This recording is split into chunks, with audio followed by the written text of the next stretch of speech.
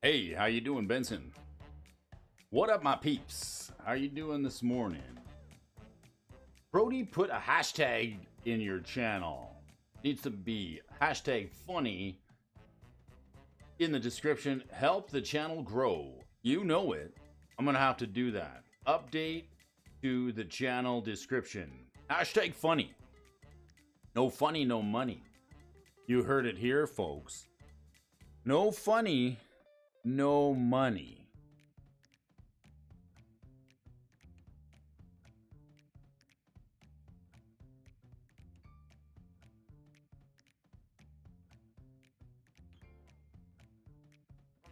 What do you call a bear with no teeth? A gummy bear. How you doing, Benson? Nice to see you this morning. Anybody hear about the chef who passed away recently on the weekend? The chef, the Italian chef, he passed away on the weekend. Sorry to hear about that. But I do want to know why the cookie was so sad, because his mom was away for so long and she didn't join into the show. Smash that like button, hit the subscribe. It lets folks know that the show is rolling. Good morning, you folks and amazing fans. The 315 of you amazing subscribers who join me each and every morning to talk Magic the Gathering stocks and hell of a little bit of Magic the Gathering talks. What's new in the world as you get through your day? Grab yourself a cup of coffee and ask yourself, how does Moses make his coffee? He brews it. It's all right. I got 1,000,000 of them. 1,000,001, actually. I want to thank you fans for joining me. Make sure you hit that like and subscribe button. We're trying to get those numbers up. The likey poo and the subscribey button and all those good things. It's Wednesday. It's the middle of the week. I want to thank you folks for tuning in with me. We got a couple of Magic the Gathering articles to bring you folks today.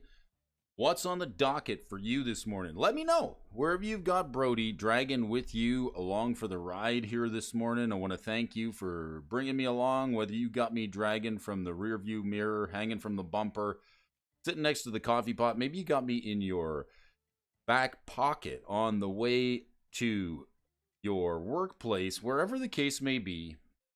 It's great to be up and at it here with you folks in the morning, spreading a little bit of peace, love, happiness, and a couple of giggles here on the morning show.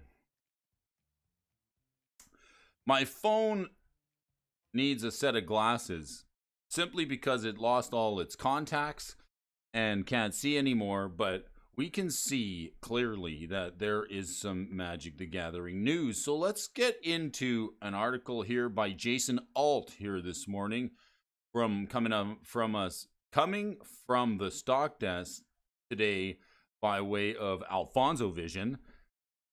Let's check it out, and then we're going to get into some movers and the shakers here this morning. But before we do that, we should warm up just a little bit. Make sure the stream is working just right. And if you haven't been here before, I want to thank the Krakening, new subscribers, onboarding, new subscribers all the time. Looking for more viewership because we appreciate you and your viewership. Where's the money, Brody? Where is it? You got to look. We're going to see. We're going to find out where the gold is in them hills. If you are new to the show, we're going to just take a look at some AI-generated Magic cards this morning and warm up just a little bit.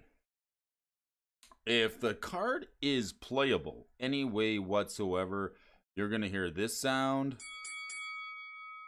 the dinger. But if it's a stinker, if it's got any gibberish on it whatsoever, you're going to hear this sound. That's right, the sound of the buzzing, cousin. Without further ado, I bid the morning do adieu, and I say good day to you, folks, Benson and friends.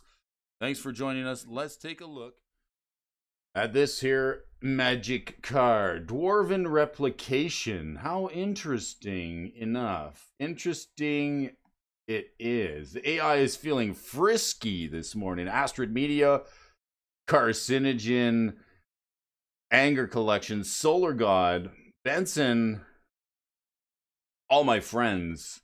Morning Salad. Thanks for tuning in. What's this here? Dwarven Replication. Have you replicated yourself into the algorithm?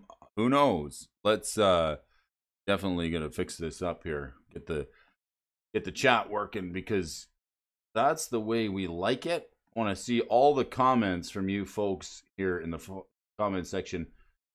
Appreciate it. Thanks for the like and the subscribe. Holy smokes, there's a bunch of people here this morning. Very nice. The AI is frisky. Feeling footloose and frisky with the AI bots this morning with Dwarven Replication. What are we replicating? What on earth could we possibly be replicating? Well, for a black and a white, for an Orzhov, you get to cast this instant speed card that says target creature you control deals 1 damage to you. Draw a card at the beginning of next turn's upkeep. So it pokes you? It does a damage? This is not very friendly. All right, well, split card. What's the split? The split is red XX. Firecaller's Triumphant. Firecaller's Triumph. Aftermath, create a 1/1 red horror token named Rolling Demon Bird. No. Get it out of here. We're going to pay red XX for what? Just to create a 1/1? Doesn't seem very good. Get it out of here. Fair, unplayable, word salad, overpowered. I'm going to say, well, where'd the unplayable go? Apparently they're all playable. We can't give it an unplayable. Dastardly Deeds.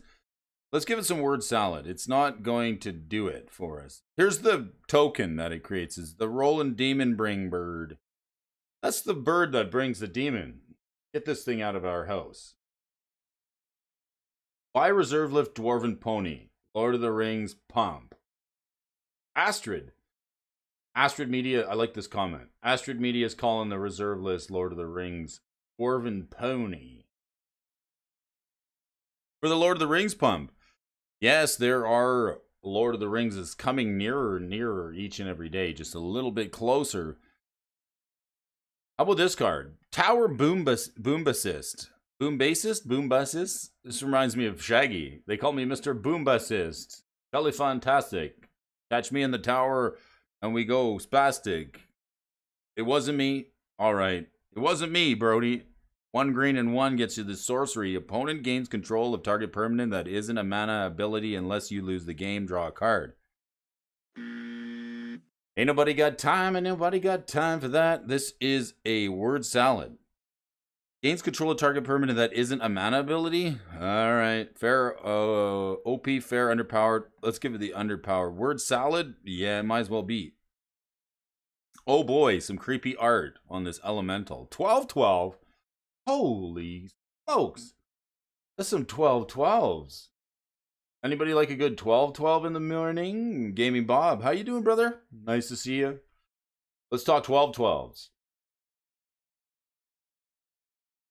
7 mana. 7 mana. 2 blue and 5 for this sucker. This thing's going to be a little bit hard to cast. You're going to get it out on your turn 7? I don't know. But you get a 12/12. It says whenever a creature you control casts a spell, put a key counter on Spawn of Sands. I don't know about you, but creatures I control, they ain't casting no spells.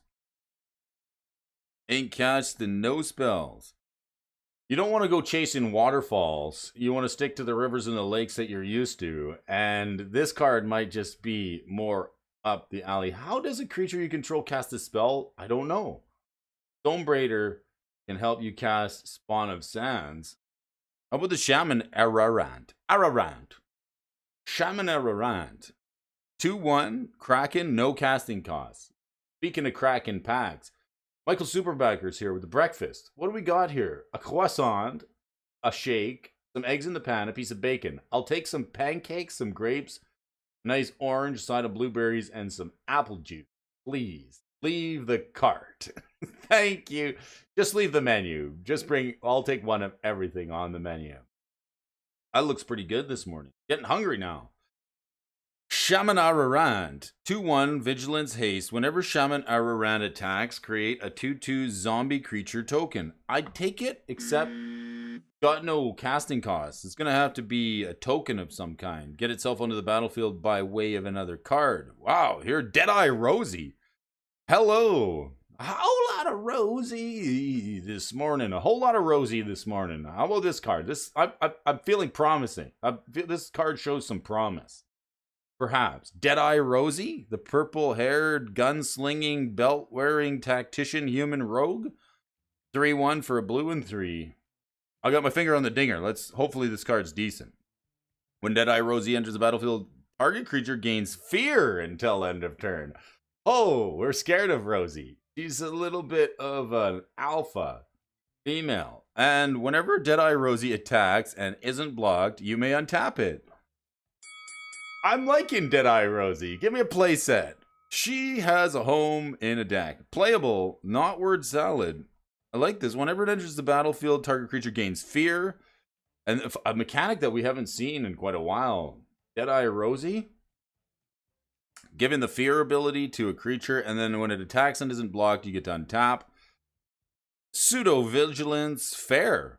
We're going to say Deadeye Rosie is fair. The card of the day. How about this one? Questora Connorize? The Orc Knight? This is a knight. Your creatures are now sentient, Bob. They're sentient beings that think on their own. Yes. Questora Connorize. Trampoly 2/2.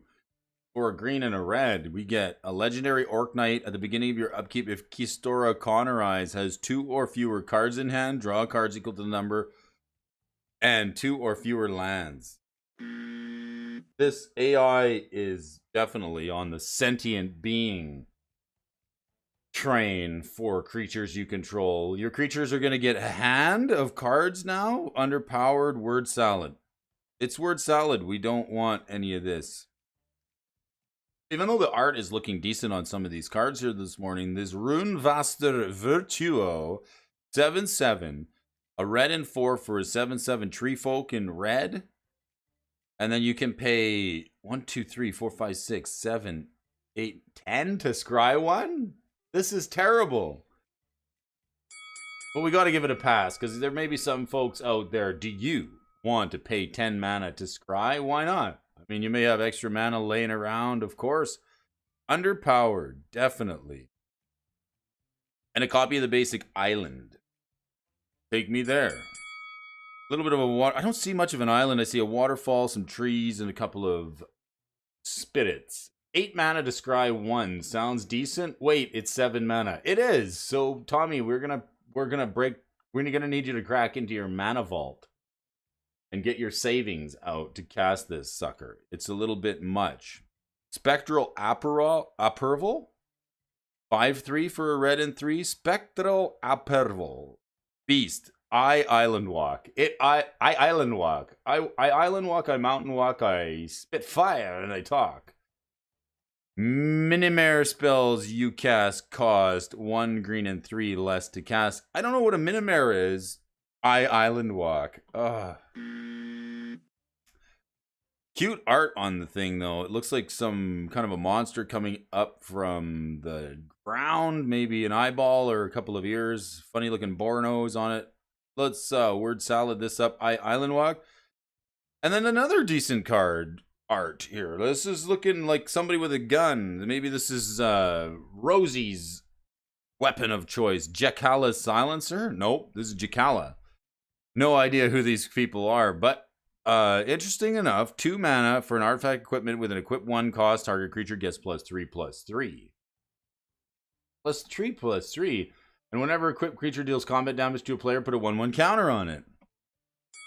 I don't know why I think so positively about these cards. Good morning, Tommy Siddons. Thanks for joining us here this morning. It's going to be a good day. We're on a Wednesday, middle of the week, May 24th, and we got Turchkill Pain of Kartis. A 2/2 creature door. It's a door. It literally is a door creature. I'm a doorfish. I'm a dorkfish. This is a dorkfish. This card seems okay. 2/2 for 5 mana, a black, blue, white, and 3 for the legendary door Extort.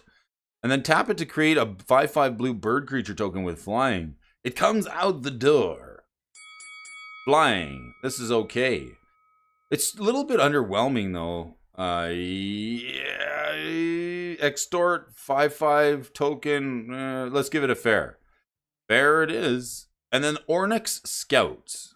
Artifact with flash. Too bad it doesn't have a casting cost. Get out of here. Alright.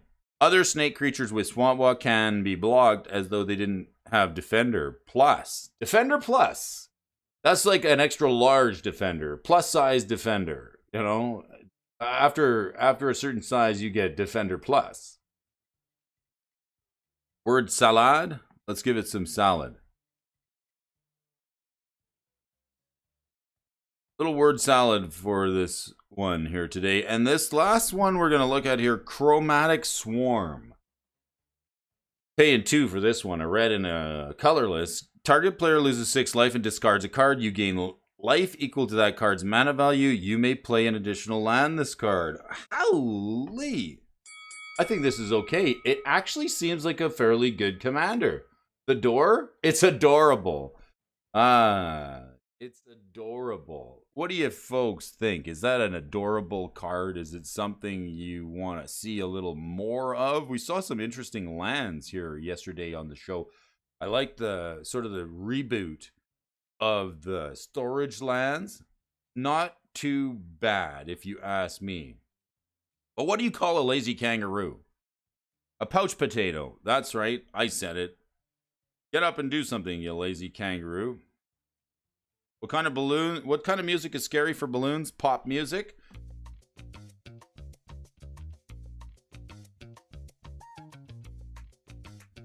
And why do cows have hooves instead of feet? Because they lack toes. All right, I'm feeling fine this morning. You hear that sound? You hear that rhythm coming at you? These are your movers and your shakers here for May 24th. 2023. We're going to be doing Popper in the middle of the week. What's poppin'? Speaking of balloons and their least favorite type of music, that's Popper. I'm sure balloons don't want to play Popper format anyway. Grab yourself a sip of coffee, sit back, relax, join me, or travel safe this morning wherever you got Brody Dragon with you. It's May 24th, 2023. These are your movers and the shakers for today in the Popper Cat. Where's the money, Brody? I know it's down there somewhere. Let me take a look for it. Just give me a second. Where's the money, Brody? I'm pretty sure it's down there somewhere. Let me take one more look for it. Nope, couldn't find it. All right, well, my rug is missing and it smells funny in here. It seemed to tie the room together nicely, but we're gonna have to... Where's the gold at? I want to know where the gold is. It's in the briefcase with the guy that has the wallet that says Bad MF. Bad MF. Utopia Sprawl. Oh, here's a Ponza card. Let's get a little bit of this. Moving and shaking in our seat here this morning. Utopia Sprawl coming in very top of the pile. And Popper, all these cards that you're going to see on this list are common cards. The commoners. Just like myself. Brody here is the working man. The working man for the working man, working as hard as I possibly can to bring you folks some movers and shakers here this morning. Starting off with the Utopia Sprawl all the way at the top of the list. 2% uptick. This is a $5 card, and this is a card that gets quite a bit of play, if you ask me. Played in Ponza. When I first tried to figure out what a Ponza deck is, well, I learned the hard way. It's a deck that uses this card to fix your mana, cast Bloodbraid Elf, and cards like Stone Rain to blow up your lands. A pretty nasty deck, very, very effective at wrecking face even in Modern. But this card's from Dissension. It fixes mana. It's also a card that some folks were hesitant to trade off if they hear that you're going to be putting it in a land destruction deck, because nobody wants to fall victim to that. Where is the gold? Decks using it? Let's see here.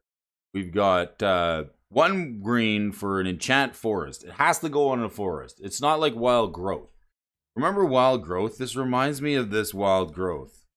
Like, let's take it back to simpler times of Magic the Gathering, when we were playing just regular old green, and we had a card like this. For 1 green, when a tapped land, when tapped, target land provides 1 green mana in addition to the mana it normally provides. So this was a form of ramping on your lands in the... Hey guys, popping in to say hi. No baby yet. Okay, I was anticipating perhaps a message yesterday, but we're all thinking of you, Mr. Dual Brain, Ed. Peace be with you. I'm well wishes and happy thoughts for you. Wishing the new person into the world. Let them know that there's a great wide world out there and lots of love and peace and happiness. Thinking of you, and we wish you a safe arrival here on planet Earth. Thank you. No kidlets yet. That's no mini brains. Glad to hear from you, brother. Hope you're doing good. So we had this Wild Growth card, which was upgraded to... Was it a common? Yes, it was common. So now we got Utopia Sprawl. This one goes only on a forest. How about this one? Yes, this Wild Growth goes on any land. Okay, so Utopia Sprawl is essentially better because it goes on a forest and it adds an additional mana. Oh, you got to choose a color. That's right. It's been a while since I visited this common. Got plenty of dad jokes. You got lots of dad. I still like Wild Growth too. I do. I like the jokes. Good luck, my dude. All right. What do you call an alligator? Detective. An investigator. Oh, never mind. Let's investigate a little bit further. Utopia Sprawl, $5. Common card, $5 commons. That's good money. That's good bucks. That's good money right there. The quadruple brain. I like it. Let's look at the chart on the Utopia Sprawl. How many market cycles have we seen out of this card? It was really popular around Adventures at AFDR. Adventures in the Forgotten Realms.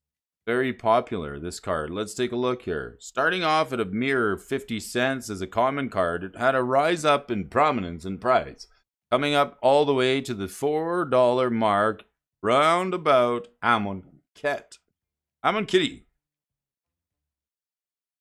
Soon thereafter, Utopia Sprawl saw a bunch of east-west sideways action all the way up to the printing of Ikoria, and then for some, does anybody know why this card took a boost all the way to $18 around Modern Horizons 2? Probably because there was Modern Horizons 2, and there was a bunch of broken cards that people wanted to pump out. Good morning, Prime 406. Thank you, patron, the patron saint of Prime, patron saint of the channel. Wife said I'm a fraud and that she's the real dual brain. So one market cycle here, now taking the 50% haircut, dropping back to about the $5 mark where we're at now for this card, the Utopia Sprawl. Didn't see any love for about 6 years. And then, of course, the dawning of Modern Horizons 2, probably paving the way for some new commander or new popper decks, allowing this Utopia Sprawl to become just that much better. I'm bullish on this card. Probably going to see a reprint, but for a common from Dissension, I think it's not too bad of a price. How much is the foil? This is an expensive card. $15 for the secret. Oh, it got a secret layer too. Nothing is sacred anymore. $29 for the Dissension foil. if you're chasing the money, the OG foils seem to be where it's at. No matter what Wizard seems to do with reprints, you can always seem to find a little bit of cash, little gold in them hills when it comes to the original foil cards, especially the Morning Tide, Eventide, Shadowmoor, and Lorwyn foils.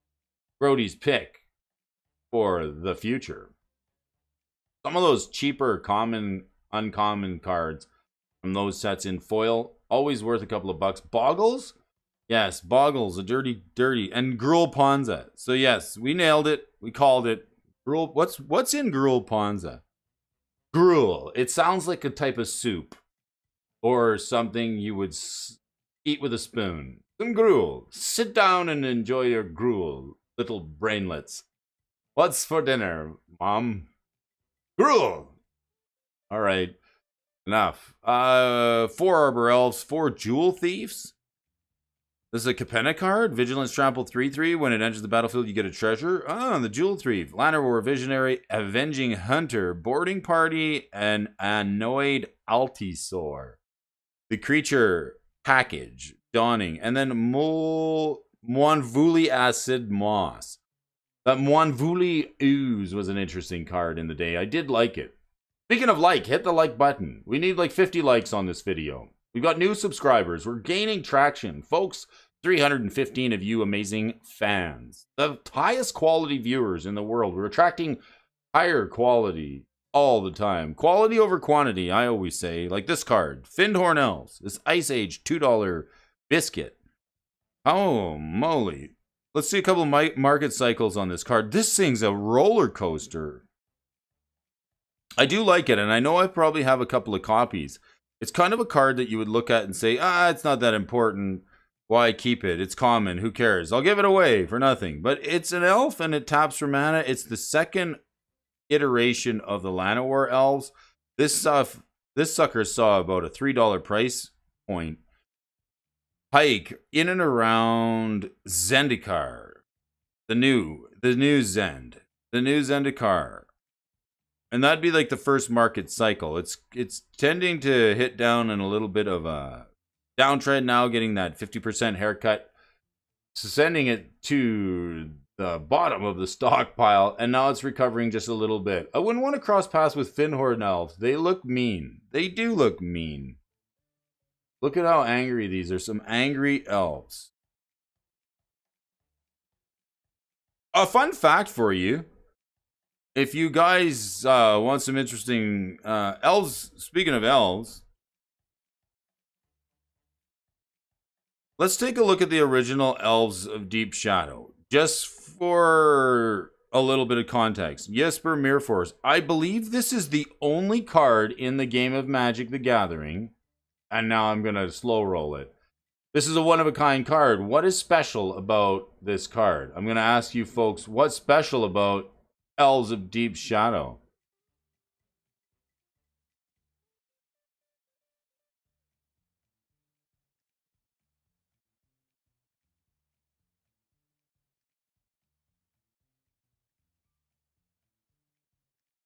Let me know. Do you folks know? What's unique about this card? It's an elf. It's 1 mana. It's a green. It's a 1/1. It taps for a black. And it deals 1 damage to you. Play this as an interrupt. It's got flavor text on it that says, they are aberrations who have turned on everything we hold sacred. Let them be cast out. Eileen, Speaker of the Council. Speaker of the cancel culture? Speaker of the council, not the cancel culture. Call me an elf one more time. That elf is so mean. Peter Dinklage, right? Oh. Very cool card. All right. I'll give you a couple of minutes to throw your... Any Magic the Gathering connoisseurs out there know what makes this card unique and unlike any other Magic card in existence. What is it? The Findhorn Elves. The angry elves. These guys look like somebody stole their lunch. Definitely. All right. Deck's using it. bunch of commander stuff, but Ponza can use it too. Anywhere you can use a Llanowar elf, you can substitute the Findoran elves if you don't have them. If you want to go ramping, if you want to go wide, that's a way to do it. You can add some more. Good morning, Time Capsule. Thanks for joining us here this morning. We're having a little breakfast. Skewering the critics. It's the only elf to tap for black. Could be. But what about the Deathrite Shaman? Okay, so the deal is, I'll let you know what it is. It's the only card in the game of Magic the Gathering where the artist also wrote the flavor text. Look it up. Interesting. Only card in the game where the artist also wrote the flavor text. There was a period of time where artists would get a chance to involve themselves on the flavor text. But Jesper Murphy is the art director. I believe that is the only card in the game where the artist illustrated the card and did the flavor text for the card. Fun fact. Factoid. Some interesting nuggets here this morning. There's the gold in them hills. I think it's a great card, too. It taps for black. Like, hello. It's pretty good. Tommy Seddon says the only elf to tap for black in mono green. That we'll take it. That is also an acceptable answer. Skewer the critics. Here's a card that's beat me up a few times. I don't know about this card. Ugh. It's got this spectacle cost on it, and I thought spectacle made a bit of a rumbling in the formats back in Ravnica Allegiance, and it really shows the whip that WotC has over artists. Okay, so skewering the critics. I do like the art on this. The spectacle cast, it's like a lightning bolt. If you've dealt damage to opponent, well, more maybe more like a bump in the night, or maybe it's more like a riff. Sorcery speed cheese. This is what we used to call red burn decks. We used to call them cheese decks. This was definitely in standard when we had Tolbran and the Cavalcade of Calamity, the Cavalcade, and then the little Pyro Salamander. This little bugger. Where are we playing this? Skewer the Critics is seeing a tick up in price. Why is it really? Common card? Yeah, common card. Skewer the Critics is worth $1. Let's take a look here. It was $1 or less when it first came out. Seen some sideways price action. All the way through Throne of Eldraine, down through Ikoria, Double Masters didn't really help. New Capenna, we start to see a little bit of an uptick in price, hit the $1 mark, and then all the way to $1.50. Around the Brothers' War, a little bit of softening and starting to go weak. And now with Pyrexia, all will be one. It's hit that $1.25 mark and is beginning to send back down. This card actually might have some long-term prospects to it, simply because it's in that Ravnica block and it's got that spectacle on it. It's possible that we won't see a reprinting of the spectacle mechanic for some time soon. Maybe it didn't go over so well. I can't see it being like a deciduous or an evergreen or however in the world they start naming these mechanics. Decks using it, Pioneer, Pauper, Burn, right? Straight up red burn. Let's look at the red burn deck. $62. 5-1. Monastery Swift Spear. Oh, this card was such a good card and they downshifted it. Downshifted to common. The Swift Spear, the Kessig Flame Breather. This guy's got some bad breath. Whenever you cast a non-creature spell, Flame Breather does damage to each opponent. The Thermo Alchemist here with Defender 03 deals damage to each opponent, and whenever you cast an instant sorcery spell, untap it. This is actually good. This reminds me of a card that used to be played in the Turns deck. What was it? It was the 03 Wall Defender Electro something. It's an Izzet card. And every time you cast an instant or sorcery, you untap it. So you're going to be wanting to untap this Thermo Alchemist multiple times. Actually a pretty darn good card. Chain Lightning, yes. And the festivities. No! We want the festivities to continue. We never want them to stop. The festivities shall continue until subscribership improves. Hit the like button, friends. I need it. All right. The end the festivities. Let's not end the festivities there. Lava Dart, Lava Spike, Lightning Bolt, Reckless Impulse, Searing Blaze, Reckless Bushwhacker. Let me just I heard this card is really in demand. Maybe not. A buck. Yeah, it is. Okay, this card is really in demand. Here's a card that nobody's talking about. Reckless Bushwhacker. Whacking some bushes here this morning. Brody, this one's like, why is this one seeing some price action? I know we're doing Pioneer and this is an uncommon, but it's only got one printing from Oath of the Gatewatch. It's even got a foil printing, the Ally Warrior. I wish they would return to these allies and rebels. There's a few underserved creature types in Magic the Gathering. The allies seemed good when you could ally allies of different color pairs together. This Reckless Bushwhacker, big spike here. Why is it spiking? Does anybody know? It was 50 cents up to about $1 around Double Masters and War of the Spark, then heading down and sitting at the 50-cent mark, and now just recently taking a tick up in price to the $1 level and probably going to see some support there. Franco Mob Boss is playing it. The 8-Whack deck plays it. Where's the 8-Whack? 8-Whack doesn't even qualify. Doesn't even get any love. Nobody's screwing the critics. Ghostly Flicker. This is a good card. Ghostly Flicker, not just in Pauper, but in Modern. Ghostly Flicker blinks two things. Exile 2 target artifacts, creatures, and or lands you control. Then return those cards to the battlefield under your control. So you can play this with the rogue that returns a spell to your hand when it enters. And then you can blink 2 more things. You can just blink it and blink it. Flicker? This thing costs a blue and 2. It's common. It's definitely trending up. And look at this sucker. This is a decent card. If you're building a buy list, I mean, I guess you can get there 50 cents at a time with some of these Pauper staples. Definitely looking to get ourselves something once we're hitting the bottom of this bear market. The bear market shall continue until WotC staff improves. Ah, yes. Let's see here. Familiars. I like the Familiars deck. Ephemerate Tron. I don't like the Ephemerate deck. Been ephemerated. I've been Tron too many times to be comfortable with saying I like this card. This deck. The Ephemerate. Familiars, though. Let's take a look. Familiars being the popular choice. 4th place, 4 and 2. We got the Godpharaoh's Faithful, Dawnbringer Cleric, Sunscape Familiar. This is a cool... I would have thought the Sunscape Familiar would have been not a castle. Okay, just the art on it doesn't make sense. Can't attack. It's a wall. I guess that does make sense.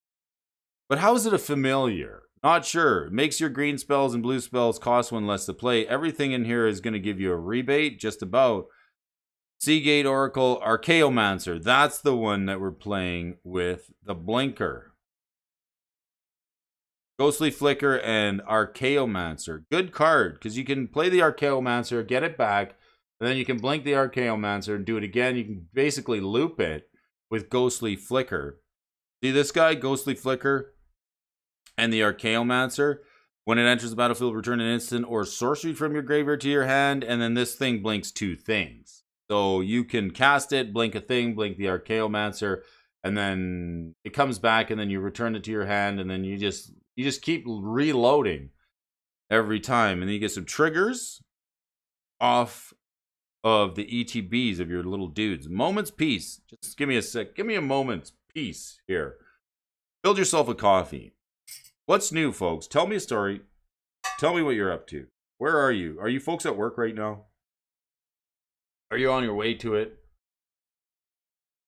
Well, I'll tell you what. Brody's working hard. This is, I don't even know where we're at. Day 16, day 17.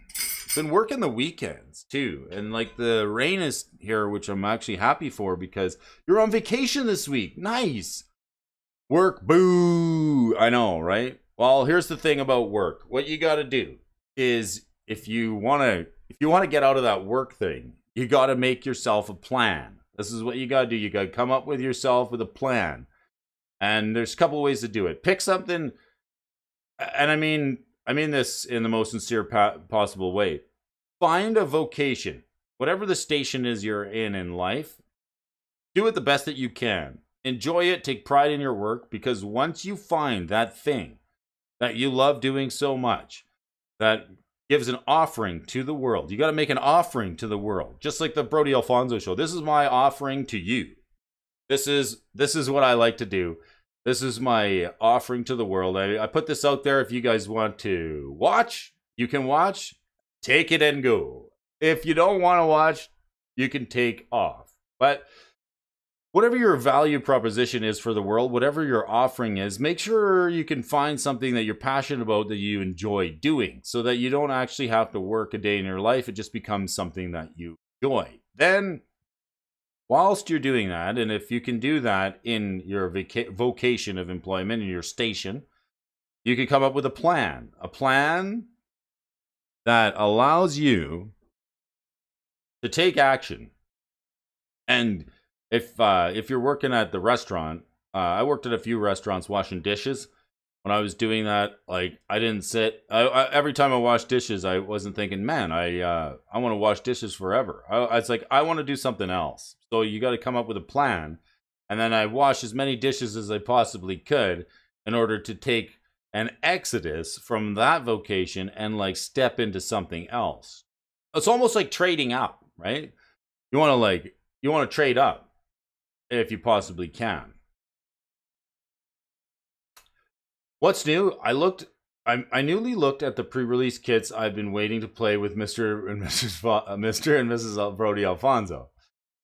Good weekends tomorrow when the wife takes 2 days off to be. That's nice. Now that's nice. I like it. That's a great comment. Thank you for. That's promising.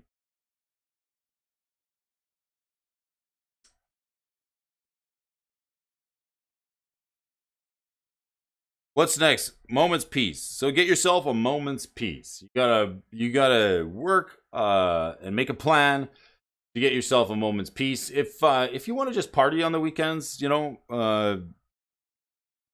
then just head back to work. I hated that. A wasted weekend. Yes. There's always so many activities that we could get done. But give us a moment's peace on the weekend, shall we? 2 days off. That will be great. This is a fog effect. Give us a moment here. For 1 green and 1. Instant speed. Prevent all combat damage that would be dealt this turn. Flash it back for a green and 2. This is really good. You can cast it out of your graveyard and then exile it. It's from Odyssey? Yes, it is. Any foil versions in this one? $21. All these Odyssey foils are expensive. Man, oh man. I did a pack break box break over the Dual Brain channel, and I hit myself a foil land. Worth holding on to if you do happen to hit any of that stuff.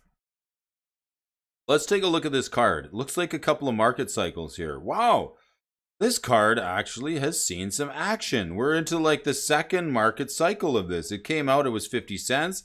And then it sort of went sideways east-west in and around Ixalan, taking a tick up in price all the way to the $4 mark. Decent card. Dominaria and Battle Bond, and then Double Masters and War of the Spark saw this card kind of level off around the $2 mark, the 50% retrace, down to Ikoria, and then all the way to New Capenna. This thing settled down to $1.25, and now it's seeing a bit of a retrace back to prominence here in the Pauper game.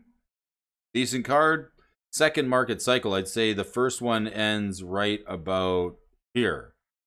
We've been talking market cycles in Magic the Gathering for the last week or so, and it doesn't matter what you're playing, whether you're watching the stock charts for Pauper, Modern, Standard, Vintage, Legacy, or Old School, or maybe you're just a collector. But these market cycles tend to be cyclical. They rotate. Like, things go up and things come back down, and some cards have shorter markets. Some cards make a lot of market cycles. Like, some cards will do this. They'll hit a new all-time high and then retrace and then hit an all-time high again.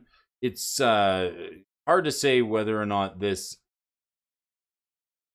This card here is going to make a new all-time high, but it's showing some strength here. Having a board game party this weekend, first time since the we have a large gaming group that has dwindled. I know the feeling. I know the feeling. We're trying to stay positive out there. Yes. I find it interesting. Ephemerate Tron, Turbo Fog. That's what we're playing it. Ephemerate Fog, Turbo Tron, and Turbo Fog. I like going to events. There's an event that's going to be coming up next month. Me and T Freezy are going to be taking a little trip to go play it. It's a modern event. I've got a bit of a deck list that I'm hoping to put together and see how Jeskai works for this guy. The red, white, and blue. It's a great color pair for me. It's going to be interesting to see the etiquette and what happens around some of these events, because it's really hard to get people to turn out, and it just blows my mind that it's taking so long for things to come back around. Moment's peace. But then with the new information, I'm starting to realize that big corporations have given up on the working folks, like the regular working people. Like, there used to be a time when the people who would lead a revolution or a change in the world were the working folks, right? There was a time when it was stick it to the man, stick it to the big corporations, stick it to them. You know, and in the working folks, we would sort of rally together on the common ground that, you know, we want to stick it to the man. You got to fight big corps, fight big tech, fight the big companies, fight the conglomerates. And now it seems as though that whole mentality has changed, because the conglomerates are no longer the enemy. The conglomerates have, like, sided up. They've stopped caring about the working folks and the players and the regular plebs, like the Brody here. They stopped caring about, like, the working folks and the regular folks, because they figure they could just side up to the bankers and then sell the product whether they hate the consumers or not. That's sort of what it feels like. At this point, they just don't care what the regular folks do. They don't care about us. It's just that they've sided up with banks and policymakers so that they're going to get money from big corporate investors. Those are the friendships that they're garnering. They're not garnering friendships with the working folks anymore like it used to be.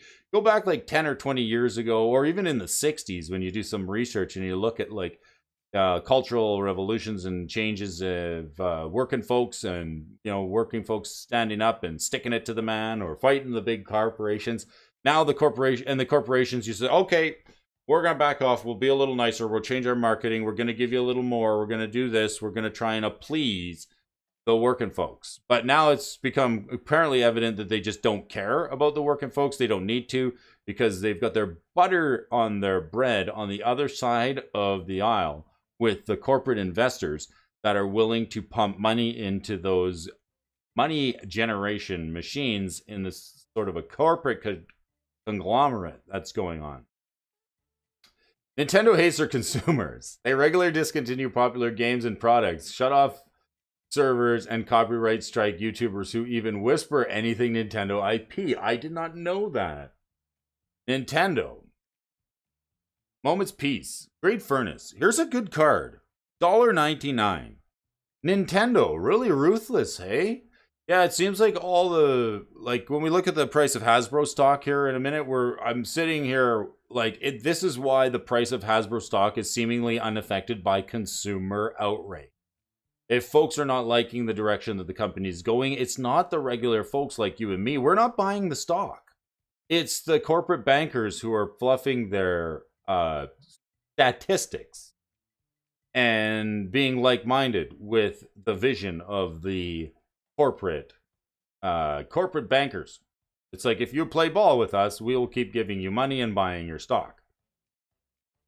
And then they just got to use us, regular folks, as a cash cow. So, you know, they need us to buy those products. Myself, I'm looking for new and creative ways to support private equity people who have their own Magic the Gathering stores, their own platforms, the little guys, people who are like the regular working folk.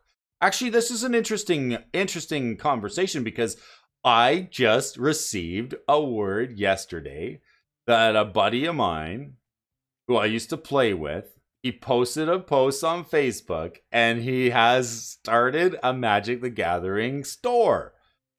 That just this just dawned on me. So like shout out to Aaron because like he's doing something really difficult. We got D&D today. Woohoo! Are you doing D&D? Nice. Yeah, I actually had a buddy who posted on YouTube yesterday or on Facebook yesterday. Mrs. Alfonso was showing me the clip. She says, "Look at this." He's got like the shore, the display unit, very small, mind you, very small. Like it's no bigger than the stock desk here. It's actually very small. But he's got like a glass case, a cash register, some Apple computer software, a couple boxes of cards, and some packs. And I'm like, man, I will go and support that. I will go there and shop, and I'll probably even pay a little bit more, and I'll buy some stuff from that guy who's just like the working man because I can relate to that. I will go and shop there rather than buy stuff from the big online stores or any secret layers or any Amazon stuff. That's like where I'm choosing to pivot. So we have to like look internally to our own groups and try and like keep our own sense of economy going. That's the beautiful thing about this game.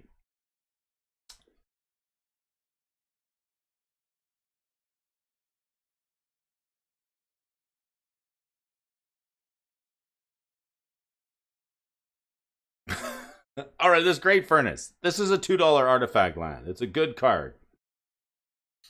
I think these things are underpriced, even though they're banned in a lot of formats. If you look here, these suckers are banned. Bob says that's a larger conversation, Brody. It's due to progress in globalization. If you ask many workers in the rest of the world, it's the best time in history for them. Best time.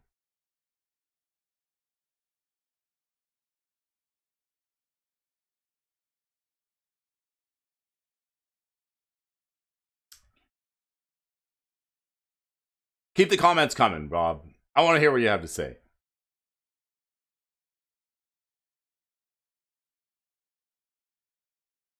I would buy this card. This card, I need a playset of this, actually. I do. I do need a playset of the Great Furnace. I need a playset of all the artifact lands. I think I have maybe 3 or 4 Great Furnaces, maybe 2. It's something that I should put on the list. Because it has so much utility, even though it's banned in a bunch of formats. Banned in Modern, yeah. Can't play it in Modern because affinity. But look at this thing, took a punching up through the look at the tick up. Look at the tick up in this. All the way to $4 or $5.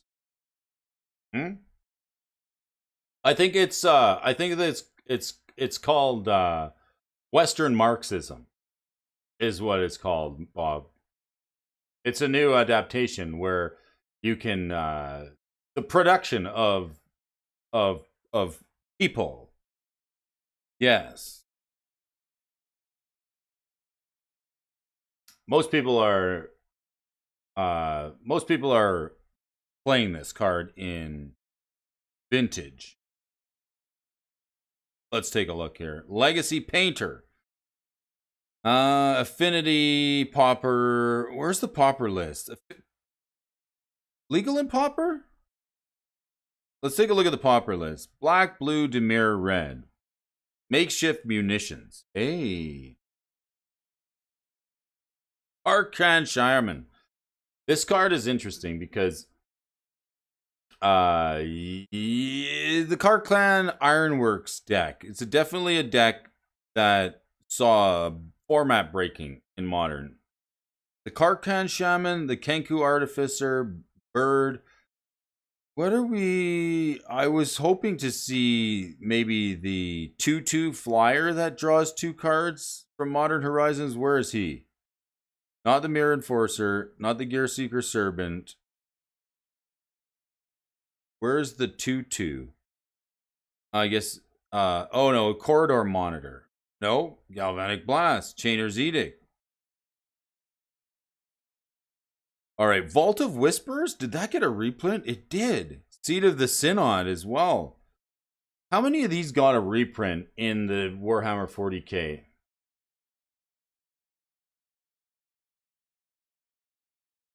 Might be just the Vault of Whispers. I'm going to have to do a little research here because the Seed of the Synoid?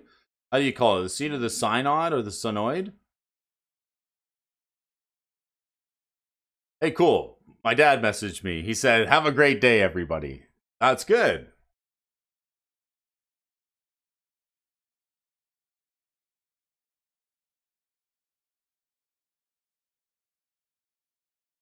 I want to get the Seed of the Synoid. Synod?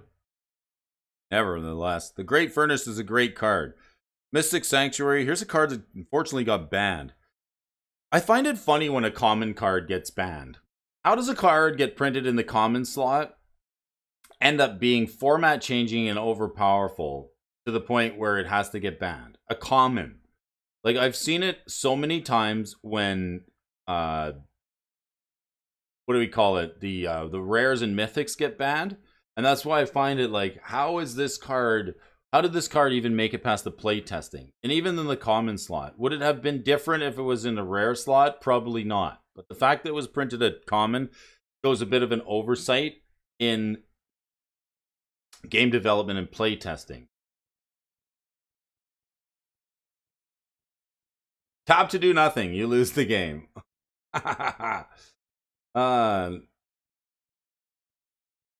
Yes, where is Wizards of the Coast printing their cards these days? Like, where is actually the tangible goods being printed? Is it still in Belgium, or where are the printers? Just kind of curious.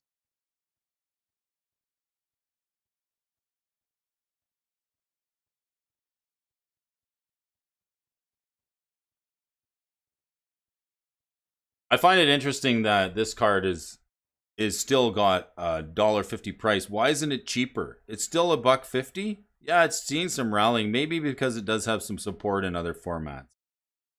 Yes, Brody just wants to draw some lines on charts. Brody's trying to see. This is the strategy here. Brody's trying to find a little bit of value in some of these common cards. Maybe I'll have to go visit my friend's new card store and see how well he's doing. Just a regular guy, right? Capitalism. Trying to be a little bit more of a free markets, right? Free markets are good. Free markets are the thing that it's been proven free markets help people get out of poverty. If you can start your own card store, if you can start your own little business, if you're working a daily job and you've got a little bit of a plan together to put together and you can make an offer to the world, free markets allow you to do that, and it allows you to own your own labor and own your own equity and own your own time. If you want to put it into starting a little card store, free markets are the way to do that, and it's been proven to work actually quite well. In fact, this is a cool card. What do we got here? This is a card. How is this card art not getting raked? Look at this. Dust to dust. All this nonsense made by mages rusts and crumbles through the ages. What a cool flavor text on this card. Dust to dust from 5th edition. We got any other versions of this? I think we do. The Dark. Oh, yeah. This is definitely a reprint from the Dark. I like the 5th edition art. I really do.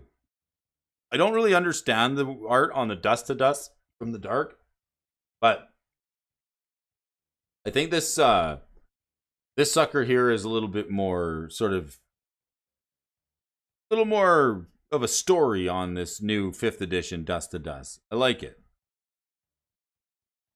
Yeah, for myself, I will not be. I'll be trying to resist. The only thing I will pick up is probably pre-release kits. Let's see what I want to see what the version from the Dark is.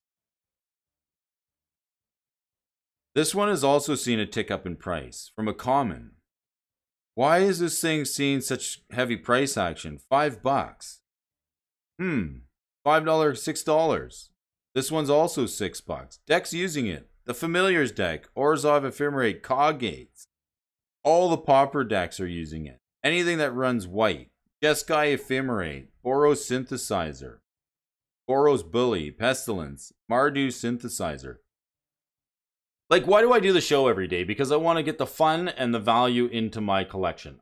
I want you folks to do the same. I want you to be able to look at these cards that we're talking about and try and preserve the wealth and preserve the fun value in your collection, and maybe even look at some of these markets, because markets go up and down. This is an old game, right? It's 30 years old. There's cards that have been going up and going down, and I can't help but think, like, if you can buy and you can own property, because that's another thing you can do. You can own Magic cards. It's not like it's all digital, online, intellectual property. So that's like the sort of the part about Arena and that. I don't understand spending all kinds of monies on Arena when you don't actually tangibly get the cards. It would be nice to hold them and be able to shuffle them, because the shuffler on Arena is broken. So like I'm a big proponent of ownership of property, and Magic cards is a good way to get yourself some property. Glad you made it. Hope you're doing well. I was worried about you, Brody. I was worried about me too. I was worried about a lot of people up here, actually. There's a bunch of stuff in the news going around about the fires that have been... There's a lot of fires in this province and the one next to us. There's a lot of discussion about how they started. And there's a lot of interesting takes on it. I don't know what to believe so far, but if you check the news, you'll see we've been really struggling with trying to get these forest fires under control. It seems as though more of them keep popping up mysteriously. I don't know why. It's terrible to think that somebody would actually do that on purpose, but it's not out of the realm of possibilities. Dust to dust, right? A lot of dust in the air, a lot of smoke in the air. It's raining here today, and it's finally seems like this area is getting under control. But I know some folks over in the next province, over in Alberta, are really feeling the fight. There's people out there right now working around the clock to try and subside some of these fires and get them under control. And it was just over the weekend where the evacuation notice was rescinded. We were kind of on high alert here for the last little bit, just getting ready to get out of town altogether. So at a moment's notice, having to pick up stuff and leave. Of course, you can't have stuff in the house. You have to basically throw everything into some rooms with some air purifiers and some filters and lock it up, because it gets actually kind of smoky in and around the house. And if you have the doors open, it comes in the house. And if you're lucky to live in a multi-floor building, you know, if you're closer to the top of the building than the bottom, you know, you're doing a little bit better. But the people on the ground floor are definitely feeling it and choking on the smoke. It's been pretty gross, pretty nasty, and it's going to be a bunch of cleanup. And that's the way it goes. It's going to be up to the working man and woman, the working folks, to clean up the mess, because you know that people in suits are not going to do it. Ancestral Mask. That's why I try and get up and do my part, right? Get up, go to work, do my part, try and add some value to society, try and give some productivity to the world, make an offer with my time to the world, and hopefully people appreciate that and get something back for it and make the world a bit of a better place. That's the message. Do what you can. And if you're not happy doing that, come up with a plan to buy your way out. Maybe you want to start a card store. Maybe you got a dream. Whatever. What's your dream? Whatever you want to do. Like if there's something, if somebody said, I would rather be doing this, you know. Starting fresh. Got the 7 Deadly Sins in there. Some fun and games. Finish Demon Games. Look at this Ancestral Mask. Here's a card for 2 and a green. This Aura. This card's dangerous. It was printed in common. What set was it in common? Eternal Masters? No. Mystery Booster? No. Mercadian Masks. This is actually a really good card. The art on this is good. Let me look at the Mercadian Mass version. If you want to know where the money is on this card, it's in the Mercadian Mass version. The foil. OG foils. If you want to get some fun into your collection and you want to preserve the value and you're shopping for commons and uncommons, go to the older sets like Mercadian Masks, Shadowmoor, Morning Tide, Eventide, and look for the foil commons and uncommons because those tend to do really well over time. If having something a little bit later that is, goes up in price, maybe you want to trade into something better, that's probably where to look. I wouldn't be looking so much on the list reprints. This one's 24 bucks, but you can see here this Mercadian Masks back when foils were actually, like, go back to the sets where foils were a little bit more rare than they are now. Now there's foils in every pack, but if you go back to the sets where foils were actually a rarity, a card like this in the common slot, $25 for Mercadian Masks. I want to just look at the chart on it because this thing's seen a spike up in price plenty of times. It has.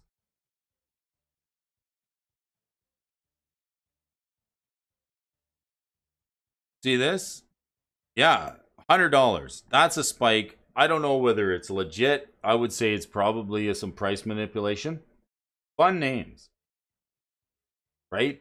So long as people are gathering together and trading cards, even buying and selling to one another, that creates and this is why I like Magic the Gathering so much. It's a free market economy.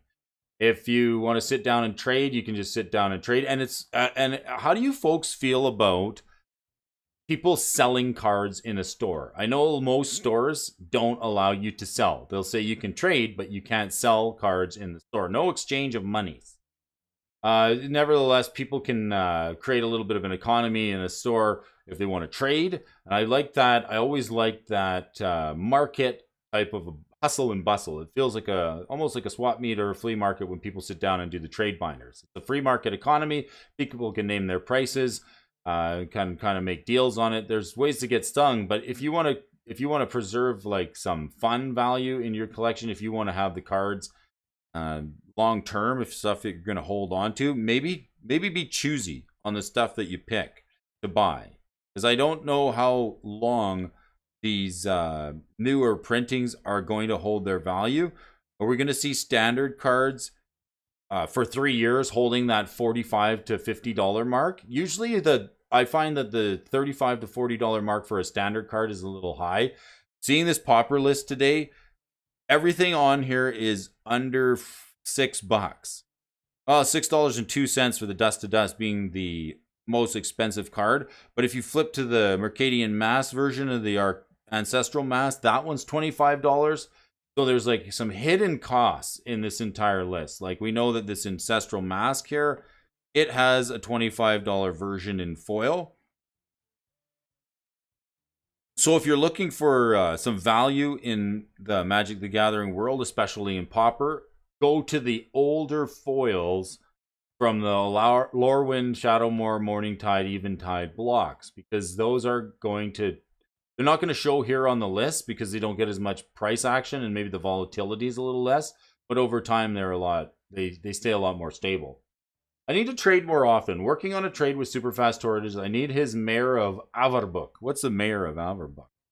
Let's look at one more card here on the movers, shakers, and we'll do an article for you, and then we're gonna say well wishes, and we're gonna get going. We got a busy day today. Got a lot of stuff to do. Brody's like day 17, you know. Every once in a while, you got to take some time for yourself. You got to have a couple days off. So hopefully this weekend will be a little bit more relaxing. Hit me up, Benson. Hit me up, Benson. Scred. This is kind of an interesting artwork. It's got a big old guy with a club. This close to Rhymewind Keep, no avalanche is nature's doing.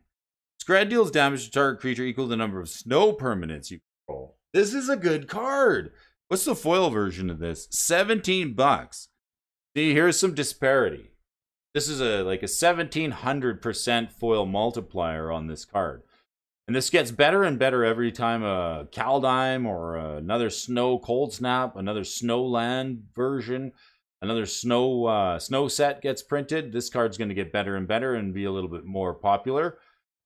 It probably didn't seem very popular around Cold Snap, but now because it's filling the burn spell in the common slot. It does target creature, not player.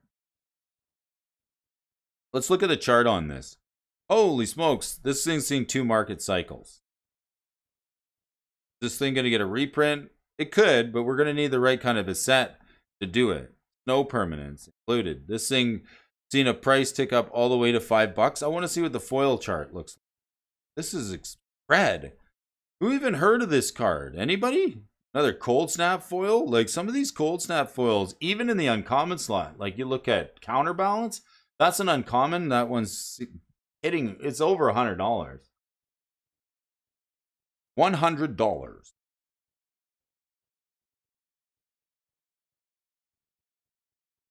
This thing has just been steady. Look at the little less volatility on this one. Scred hitting $50 for a common, that can't be real.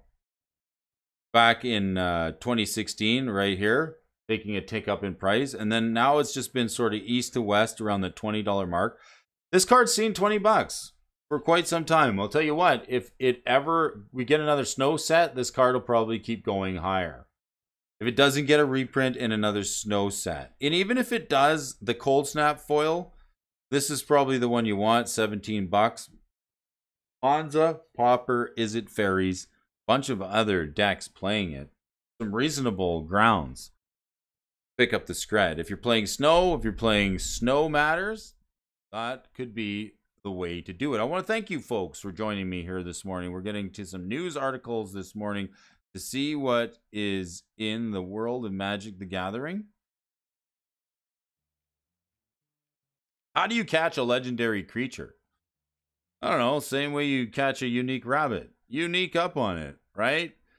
It's May 24th. It's 2023. I want to thank you folks for joining me on this morning adventure, talking Magic stocks and talking a little bit of shop and some finance. I want to take a look at the price of Hasbro stock. Where do these folks keep getting their money? Well, I think it's going to be an interesting year, definitely. With these $60 mark for the Hasbro stock. Let's pull back the chart. It's not looking too good.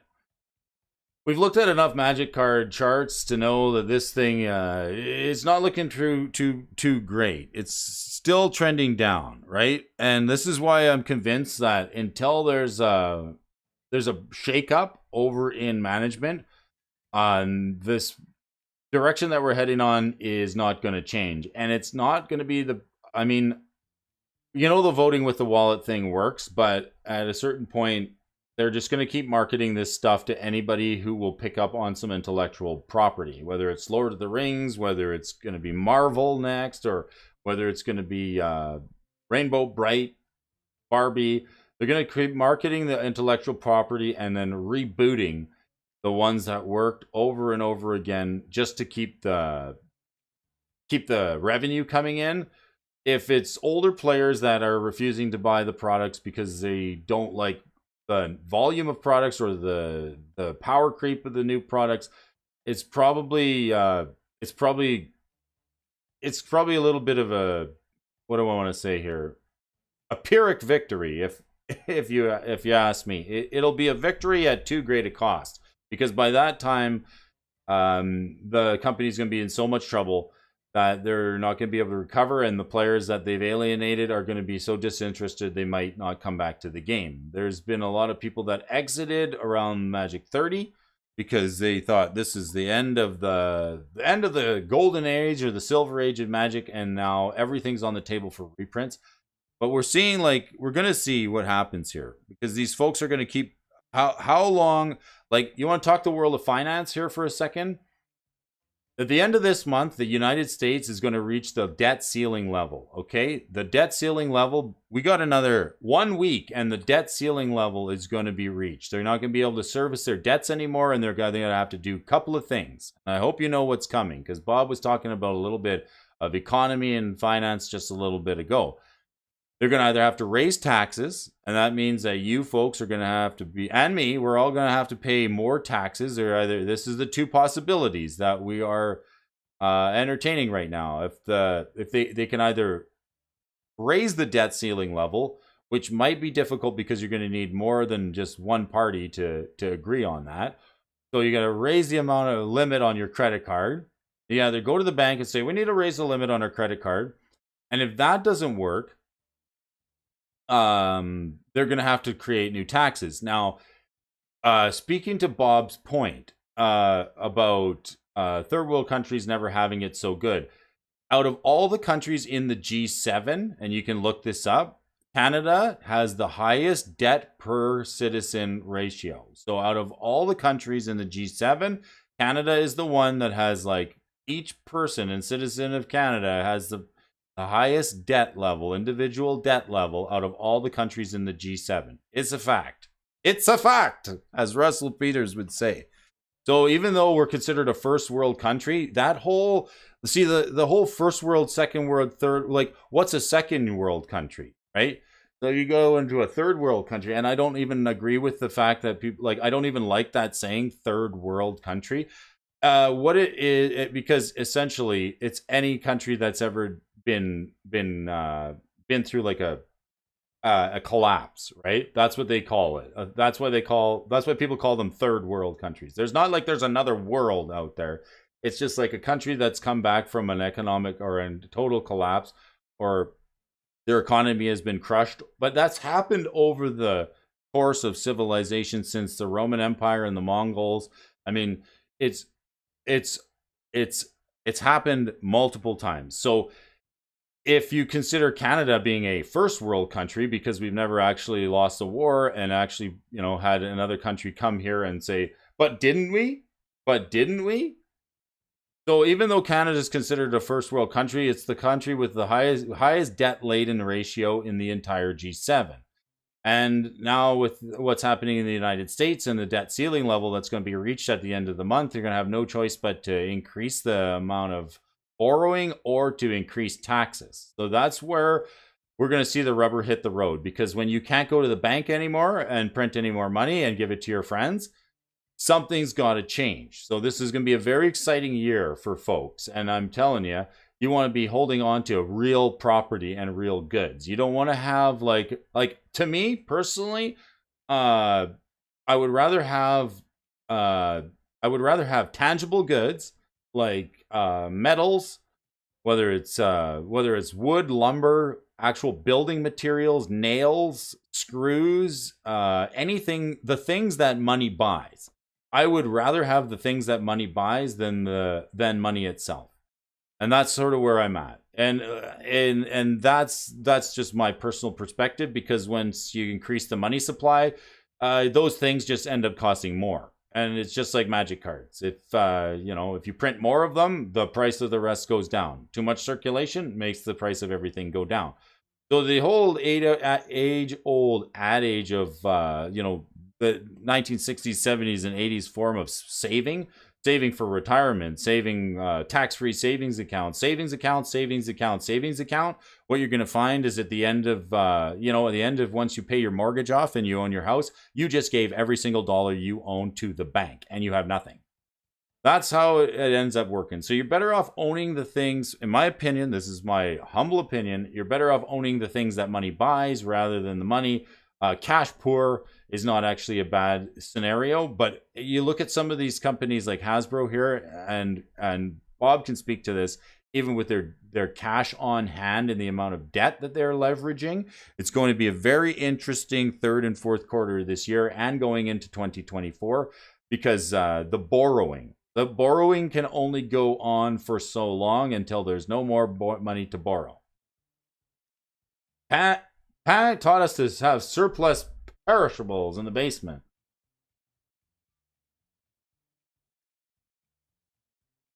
You know what? The other reason, and it's funny because you may be sitting here being like, Brody's going to be selling lumber at the store. The reason I like to have the things that money buys rather than money itself is because when folks that are friendly and like neighbors and stuff, and people who are looking to get something done, and they have, this is where free markets are important, and this is where like free market labor and free markets are important, because you can always trade, right? Sometimes you want to find something, like if you know a good carpenter. I'm not a very good carpenter, whatsoever. It's something I'm not very good at, right? But if you know a good carpenter and you're able to trade something to that carpenter, or you say, hey, I've got the lumber, I'll split it with you.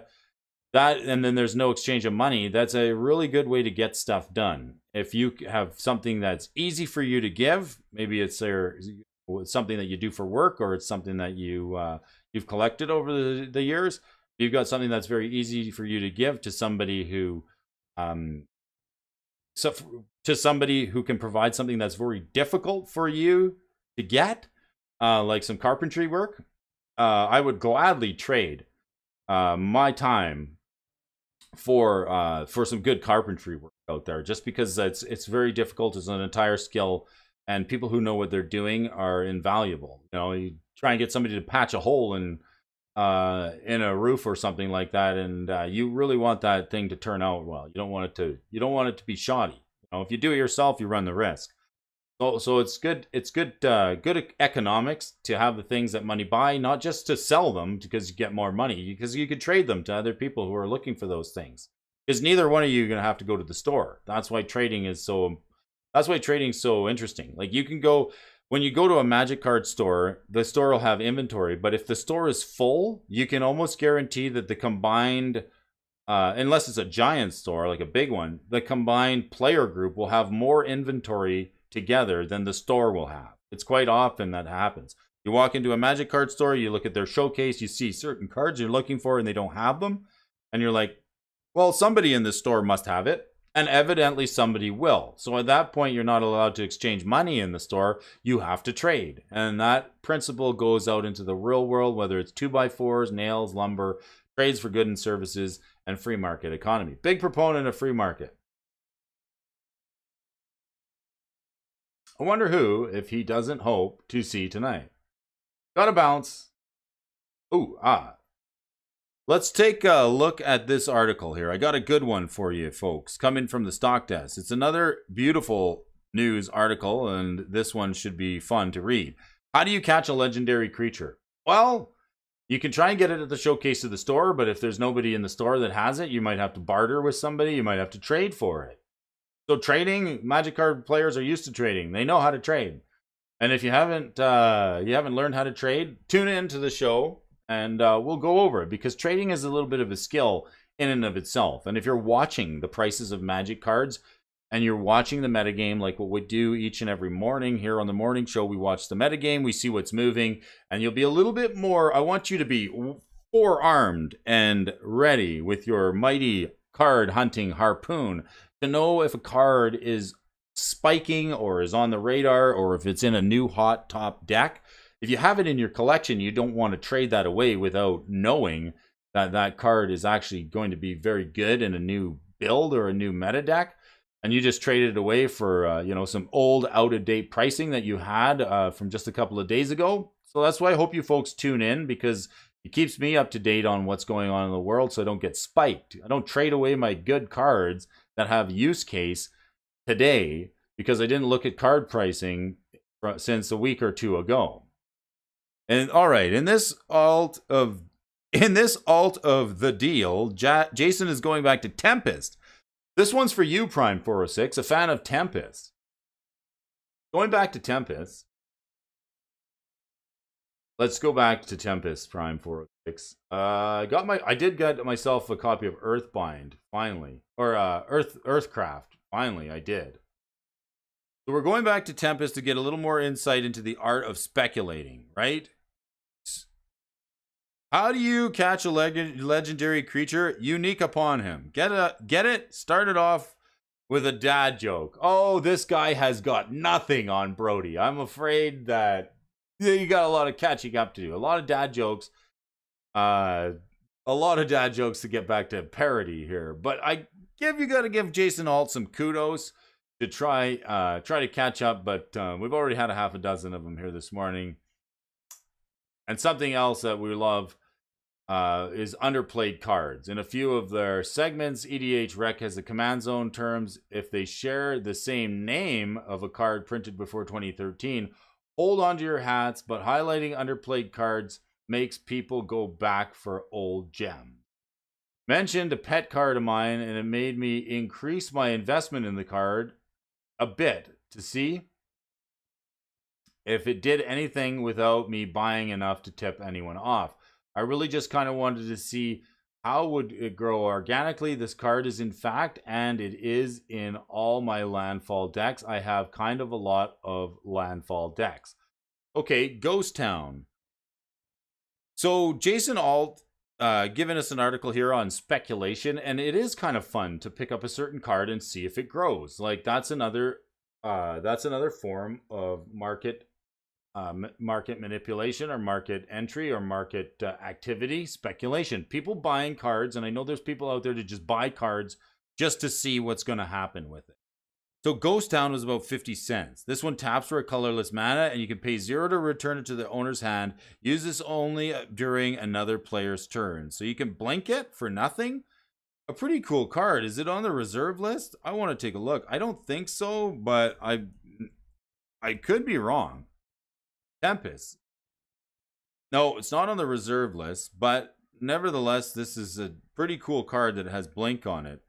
A 50-cent card at the time of mentioning it, and because love getting landfall triggers, this is a card that gets a lot of play in Omnath decks. Having more than 5 Omnath decks, Steve is Jason here, means that he's doubled up on the number of copies. This is a pet card for Jason. The thing is, people are better at finding cards that they were when this was 50 cents. It's doing a lot better now, as you can see. And do we credit EDH Rec? According to the graph, it happened when Dominaria hit. And what happened in Dominaria? What do we got here? These commanders: Muldrotha, Joda, Joyra, Marwyn, Patiova, Benthic Druid, Teshar. See it yet? Enhance. Whenever land into... Yeah. Okay. Whenever a land enters the battlefield under your control, you gain a life and draw a card.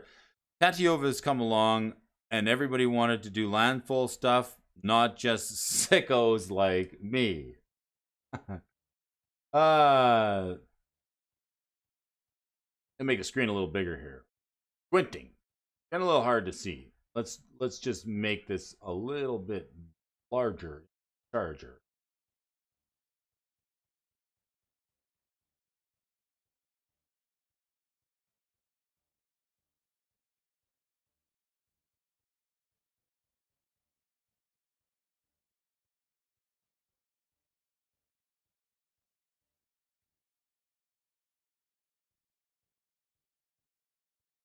Close this. It's obvious in hindsight it balances that a land that bounces itself can become more relevant when a landfall commander is printed, basically insulting your intelligence if we write an article that does a post-mortem on this wacky interaction.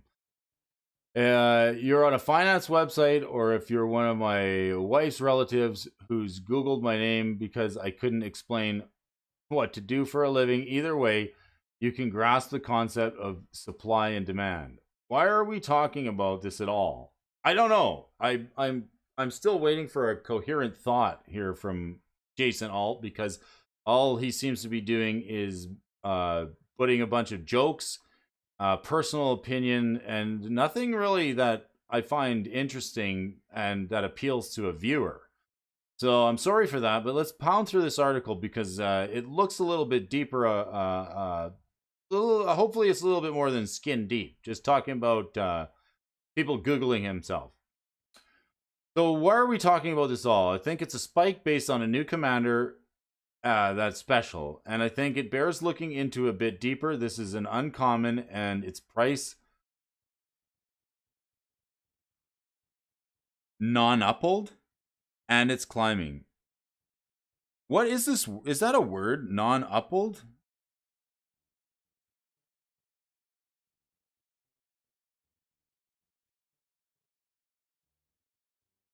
Consisting of 9 parts or members, 9 times as much in size. All right, well, if you haven't heard of this word before, non-uppled. This is a common, and its price is non-uppled. And he's starting sentences with conjunctions and using words that, well, I guess I sounds like you got a troll problem. Need assistance?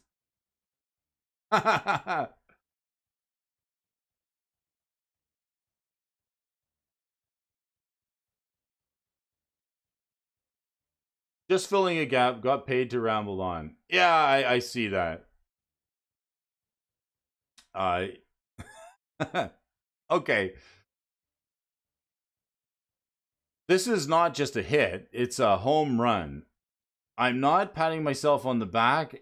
The truth is, I half speculated, half stocked up, and when I get the rush of euphoria from finding the perfect card for a pet deck, it's something no one else told me about. It feels like I should celebrate, and I buy twice as many as I was planning on buying. I didn't go deep on Ghost Town because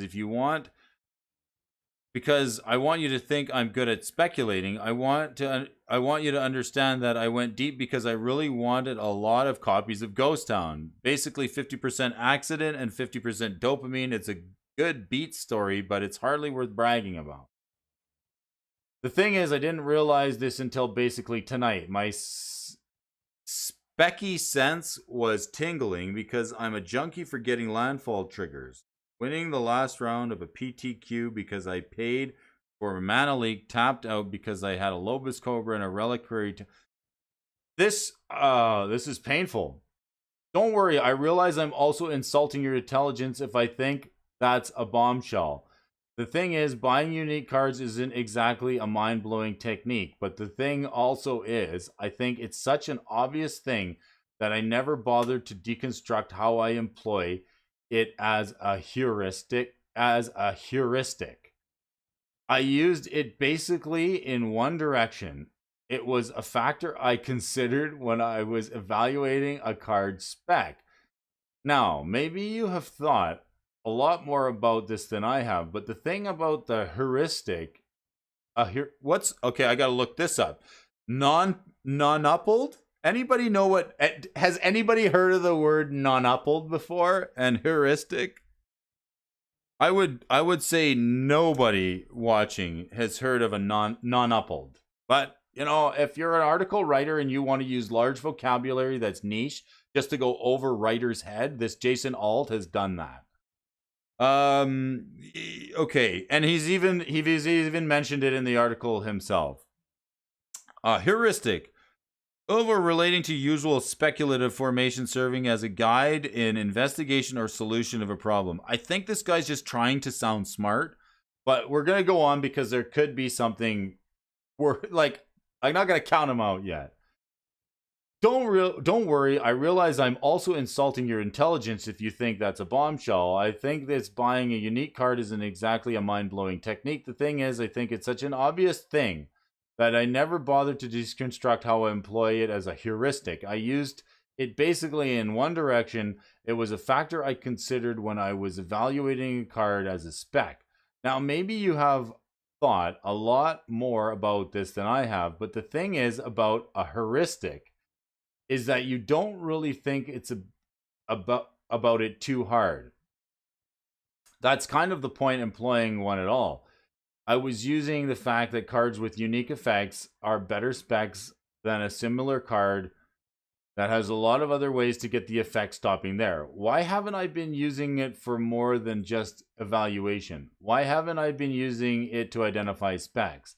I had a routine, it was working, I stuck with it. While I'm doing the same old shtick, though the next ghost town is lying in wait. 1 year it was Citadel of Pain, and 1 year it was Final Fortune.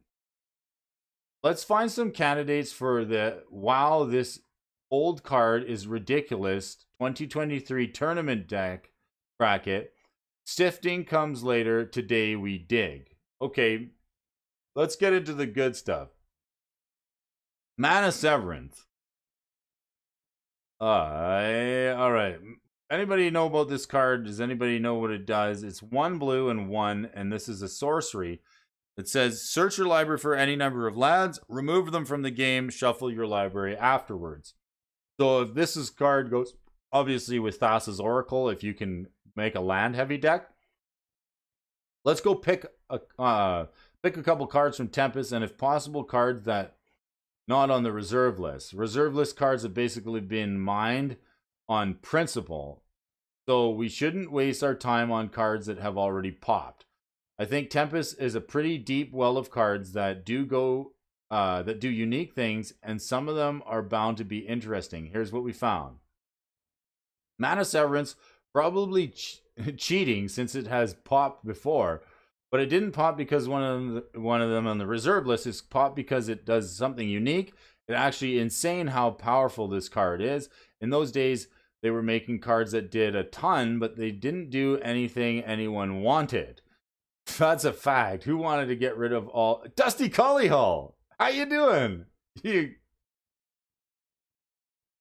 What? How you doing? You combo it with Belated Spy. Well, thank you. See, Dusty Cully, one of the Freetreons here joining us on the show. So nice to see you, Mr. Cullyhull. Okay, let's Bellatrix Spy. Let's check it out. Bellatrix Spy.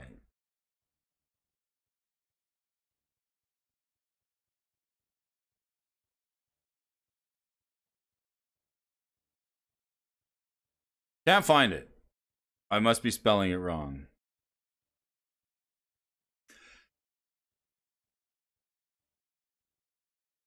Mana Severance probably cheating since it's been there before, yada, yada, yada. They're making cards that did a bunch of stuff that nobody wanted.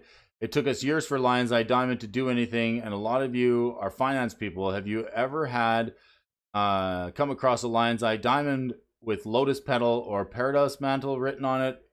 I sure have. People used to write on Lion's Eye Diamonds with Sharpies. It's incredibly powerful now, but when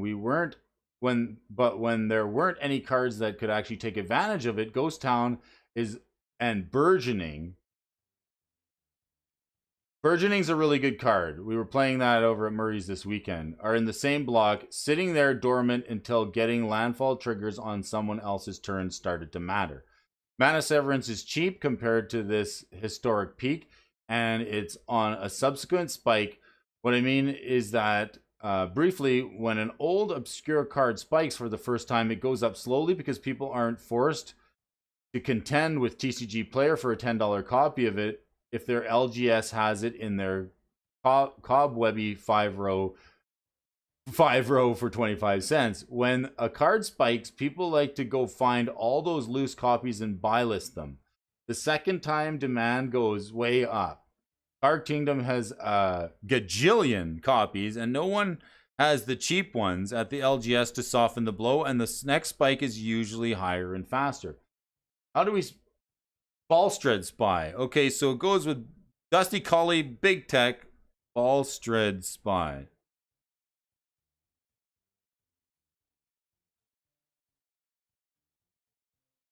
Am I spelling this wrong? Balstrad. Bal.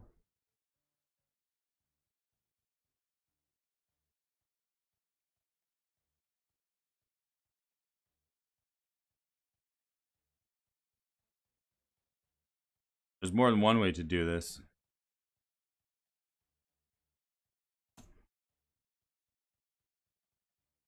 Balustrades. Oh, there's a U in there. Who would have known? Okay. Balustrade Spy. Vampire Rogue. When flying, when Balustrade Spy enters the battlefield, target players reveals cards from the top of their library until they reveal a land, then puts those cards into their graveyard.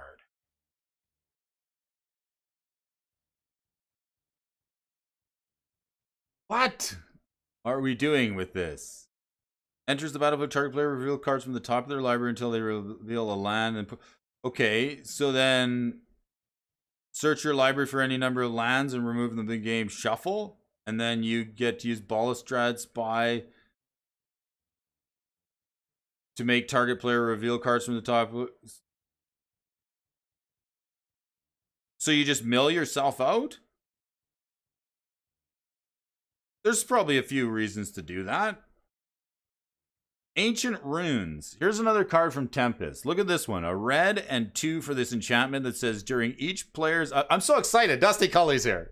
All right. During each player's upkeep, Ancient Runes deals 1 damage to that player for each artifact he or she controls. During each player. This is like really good. Wow, 99 cents. Ancient Runes, another card that's got some attention already and is likely to spike again for a few reasons. Dealing exactly 1 damage seems to be the design space that they're exploring a lot, and people are playing a lot of artifacts. The new Obnixilis, perhaps? I can't make people play this card more, but people are using Scryfall now. They're finding all kinds of old stuff, and if they need a card that does 2 things, both of which are good, they'll come back. This is currently at a third of its historical price point, and it's starting to disappear. Another card here. No. I mean, you could, I suppose. It's a mill captain. Yes. Mill all your deck. Yes. If you want to mill yourself and put everything into the bin. And then you can use like open the vaults or open the graves, or you can even Thassa's Oracle. There's a lot of ways to win from there, isn't there? Dystopian World Games.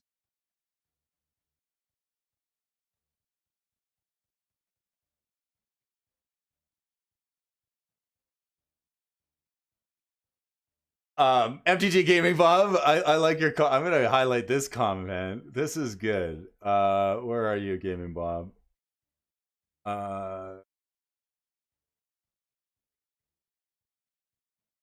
Gaming Bob says he had to see his doctor about his heuristic non-upple because it had a bent herwanger. Painful. That's I don't know what a herwanger is. I'm gonna have to look it up. At the end of the holy smokes, we're getting a linguistics lesson here today. What a show! What a time to be alive!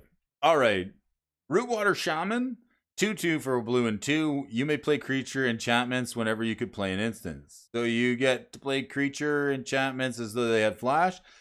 Well, it's not easy to find cards from Tempest that haven't spiked already, but the set is so deep on quirky cards that there are a few really, really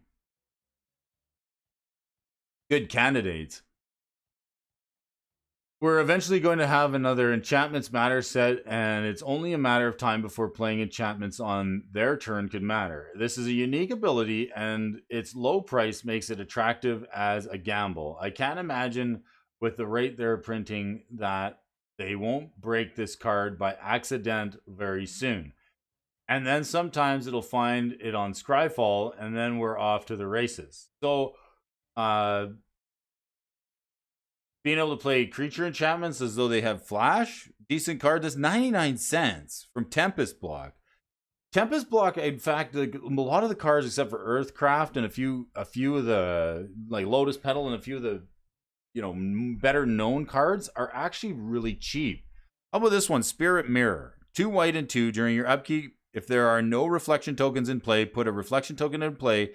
Treat this as a 2/2 white creature, and then 0 to destroy target reflection. There's a few we just missed by a bit. I'd written this article a year ago. We could have made some decent money off this bad boy. There's no way we have explored how powerful this card can be. There will be another card that breaks this wide open. And the next time, it won't stop climbing at $4. Also, why is it more TCG player than on Card Kingdom? A common reason is that near mint copies on Card Kingdom are sold out. And what do you want to bet that's the case here?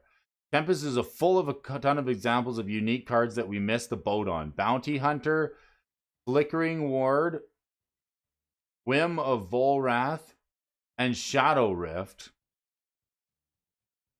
are other odd sets that have gems just sitting dormant. Maybe Tempest does too. I'm suspicious over Magnetic Web and No Quarter. For example, they're cooking up something. I just know it. Speaking of cooking up something, I have a good one for you next week. Thanks for reading, and until next time, check out other articles Jason All has been writing about Magic the Gathering since 2010, currently writes an EDH focused column on cool stuff and is the content manager of EDH Rec and Commander's Herald. While he's not writing, you can hear him as the co-host of the Brainstorm Brewery MTG Finance podcast over on YouTube and podcasting apps. Follow him on Twitter for more free finance tips in the sense that you don't pay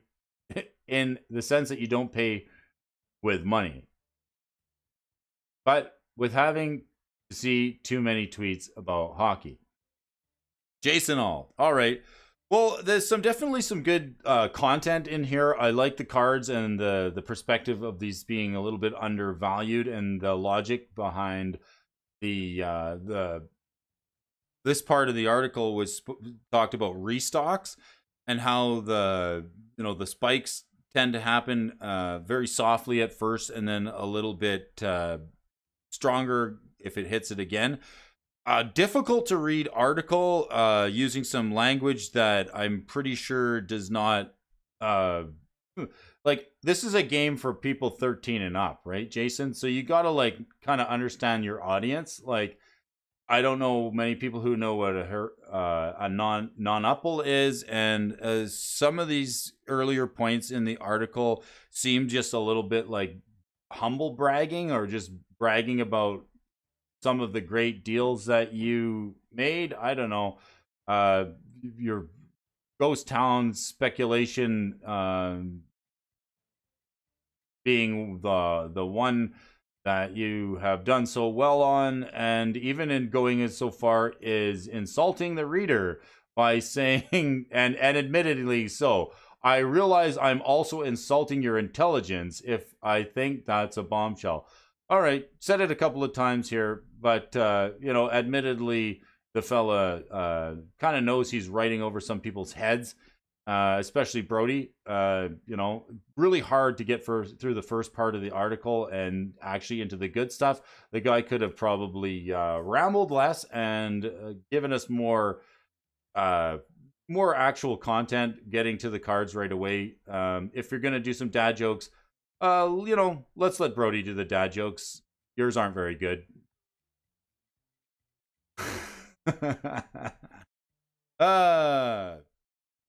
And with that, folks, I do have to give you folks a thank you for joining us once again. Where did the cat go after losing his tail?